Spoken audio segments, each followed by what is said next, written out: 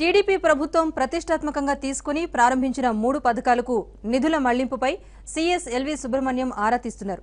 గత బడ్జెట్లో లేని పథకాలకు నిధులు విడుదల చేస్తూ ఉన్నవాటికి ఎందుకు కోత పెడుతున్నారని ఆర్థిక శాఖ అధికారుల్ని ప్రశ్నిస్తున్నారు. కేబినెట్ ఆమోదం పొందిన పథకాలకు నిధులు విడుదల చేయడంపైన వివరణ కోరుతున్నారు.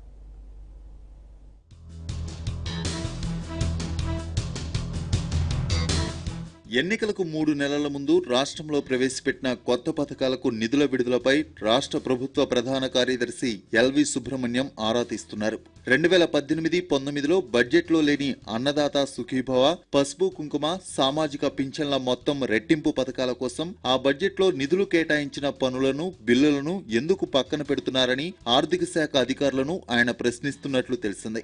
బడ్జెట్లో ఇతర పనులకు కేటాయించిన నిధులను కొత్త పథకాల కోసం ఎందుకు మళ్లిస్తున్నారని వివరణ అడుగుతున్నట్లు సమాచారం.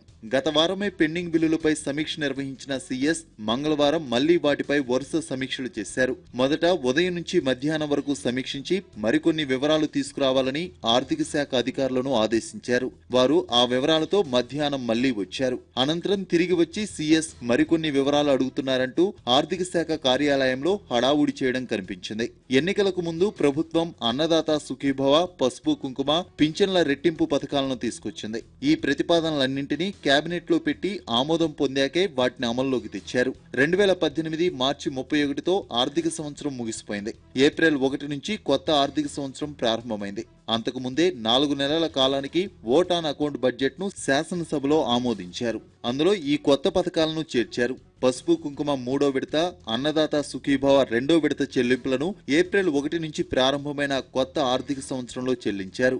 ఏప్రిల్లో కేంద్రం నుంచి జీఎస్టీ రూపంలో రాష్ట్రానికి 7,500 కోట్ల అడహా గ్రాంట్ వచ్చింది. మిగులు ఐజీఎస్టీ నిధులను కేంద్రం అన్ని రాష్ట్రాలకు పంచింది. ఈ నిధులను సంక్షేమ పథకాలకు ఎందుకు ఖర్చు పెట్టారని సీఎస్ ఆర్థిక శాఖ అధికారులను అడిగినట్లు తెలిసింది.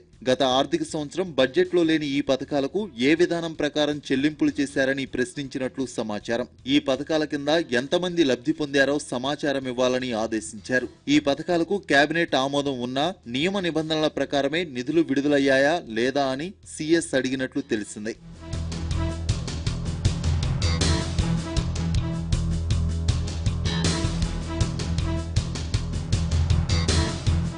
మంగళవారం నాటికి రాష్ట్రంలో 14,400 కోట్ల రూపాయల పెండింగ్ బిల్లులున్నాయి. పెండింగ్ బిల్లుల అంశంపై సీఎస్ నిర్వహించిన సమీక్షలో ఆర్థిక శాఖ అధికారులు ఈ వివరాలు వెల్లడించారు. గత వారం సీఎస్ సమీక్ష నిర్వహించినప్పుడు పెండింగ్ బిల్లులు 11,106 కోట్లు ఉండగా ఇప్పుడు అవి మరో 3,294 కోట్ల మేర పెరిగాయి.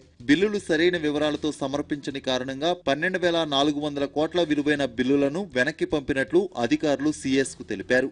సరైన వివరాలతో బిల్లులు తిరిగి సమర్పిస్తే పరిగణలోకి తీసుకుంటామని చెప్పారు. ఒకటే ఇన్వాయిస్ తో 3-4 బిల్లులు పెడుతున్న సంఘటనలు బయటపడ్డాయని, సీఎఫ్ఎంఎస్ సహాయంతో దొంగ బిల్లులు కనిపెడుతున్నామని వివరించారు.